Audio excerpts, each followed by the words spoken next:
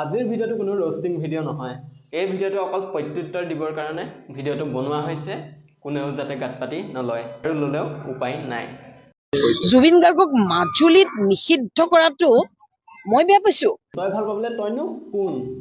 এই কথাটো মই মানি ল'ব পৰা নাই, কাৰণ জুবিন গাৰ্গক মাজুলীতে নহয় সমগ্ৰ অসমত নিষিদ্ধ কৰিব লাগে। অসমখন তোৰ বাপেৰৰ যে।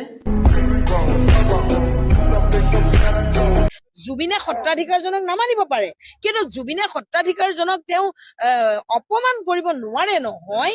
আমাৰ সত্ৰাধিকাৰ আমাৰ বুকুত থাকে। আৰু আমাৰ জুবিন দা, আমি সত্ৰাধিকাৰক সন্মান কৰো লাগিব। কৈছে নেকি মই কৈ দিলো জুবিন ঘেণ্টা? আপু বেঞ্চো জুবিন দাক ঘেণ্টা কোৱাৰ আগতে নিজৰ অকাতটো এবাৰ চাই লবি। নিজৰে কোনো অকাত নাই। জুবিন ঘেণ্টা আৰু জুবিনক গোটেই অসমত নিষিদ্ধ কৰিব লাগে। অসমখন তোৰ বাপেৰৰ যে। আৰু মই কলো জুবিন এটা পাগল। তই ঠিকেই কৈছ, জুবিন দা পাগল।